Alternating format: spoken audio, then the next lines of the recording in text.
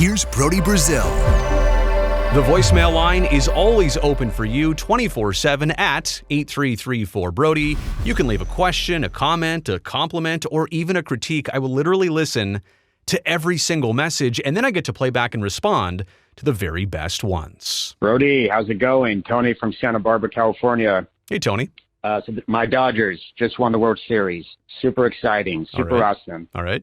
But the biggest question is, how in the heck did they win the World Series, especially the way they played? And yeah, you've covered it. You've had, multiple videos, obviously, thus far following the World Series.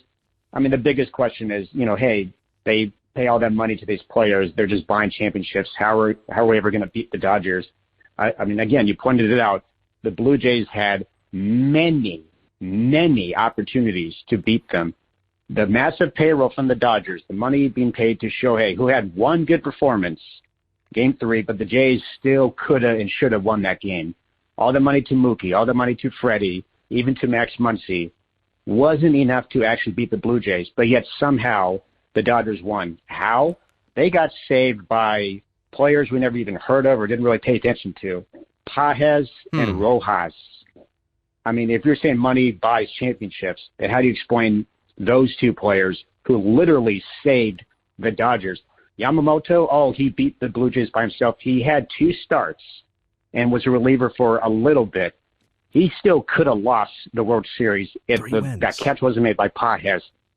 Bases loaded, 1 out. It's like he still could have lost that. He still could have lost it in the bottom of the 11th. It's true. It is a full team game. If your big money guys are not producing, then you have to rely on the smaller guys. And even then, I mean, it's a major crapshoot.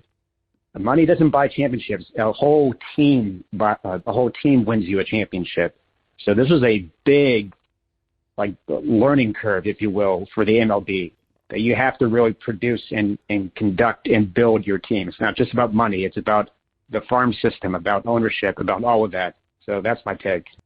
All right, Tony, I feel what you're saying, and I understand why a lot of Dodger fans are saying, see, that's why we didn't buy our championship, because we almost didn't win the championship. It was a Dodger team that in the World Series, I think batted 203 for team average. How do you bat 203 for a team average and win a 7-game World Series? Well, you hit some timely home runs, and I get what you're saying. It does take an entire team, and you can't lean on just 5 superstars to take you all the way. So let me kind of just dissect. And first off, I do agree with most of what you said. I want to take it to a deeper level, though, as we kind of dissect this criticism of the Dodgers and really defining who they are and what they just did.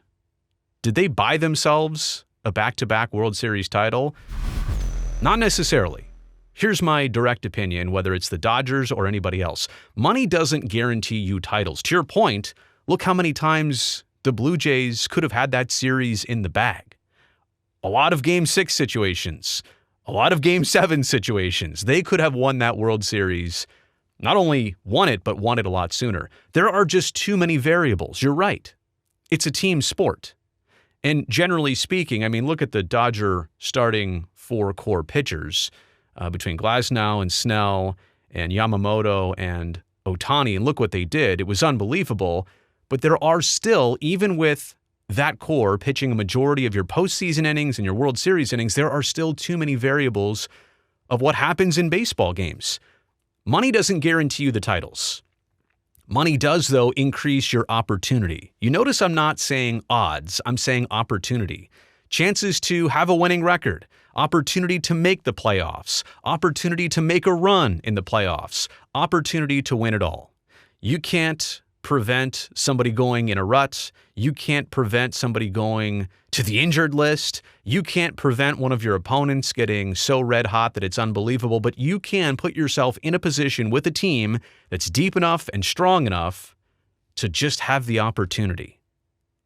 And so I think that's maybe what we all need to realize about the Dodgers. No, they're not paying for a title. They're paying for the opportunity to ride the ride.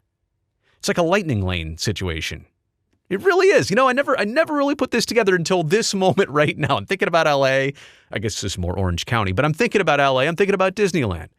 And when you get that lightning lane, right, and you kind of work it out beforehand and you pay more for it, or how about the one for cars, like the specific one for cars, right? Anyway, you pay more to skip the line. And I'm not saying that the Dodgers skipped the line, but I don't even know that they had a start to finish tremendous regular season. They had the horses to get them there, the opportunity to make the playoffs, to make a run, and to ultimately, in a battle of a 7-game series, to win it all. They got to kind of jump ahead to the front of the line. They paid for the opportunity to be there.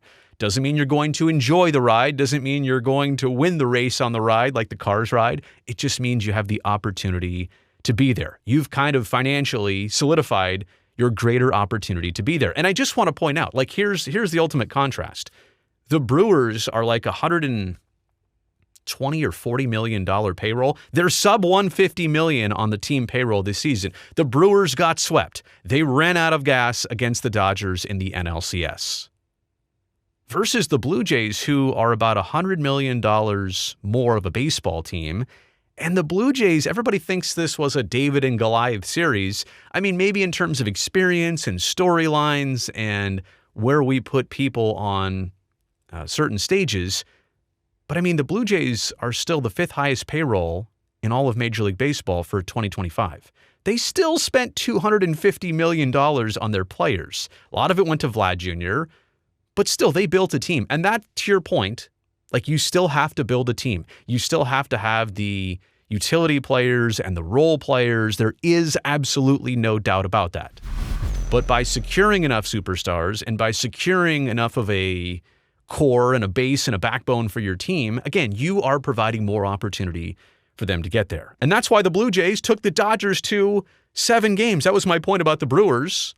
They stood no chance. Against Dodger pitching, the Brewers batted like 170-something in those 4 games. It was a terrible team batting average. The Blue Jays had a lot more success. Oh, why? Because they've got better hitters on their team. Because they went out and got some better hitters, they also paid for the better hitters that they had, like Vlad Jr.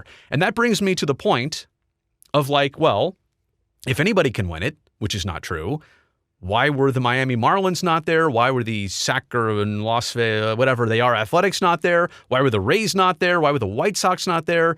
The Pittsburgh Pirates. Can you imagine the Pittsburgh Pirates or the White Sox or Rays or Athletics or Marlins? Can you imagine any of those teams getting to a Game 7 with the Dodgers like the Jays did? Of course you can't. Because those teams are spending $60, $70, $80, $90 million versus $250. Or in the Dodgers' case, $350 on their players. So again, paying doesn't assure you titles. It doesn't guarantee titles. You cannot buy the title, but you can buy more tickets. Or maybe this is another analogy. You can buy more tickets to win the raffle. How about that?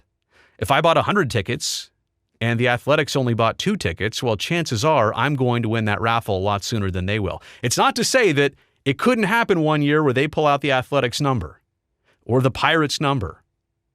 But it's probably not, if you keep picking numbers out of there, tickets out of there, it's probably not going to go back in their favor very often, if ever. And that's why I would put the Dodgers as frontrunners right now to win the 2026 World Series. I don't even know who will be in it from the American League side, but I kind of already feel like it's going to be the Dodgers winning the NLCS somehow, some way. But can you imagine those low-spending teams not only even being and competing in a World Series against the Dodgers? How would they have fared in a Game 7? Would they have put up the same fight?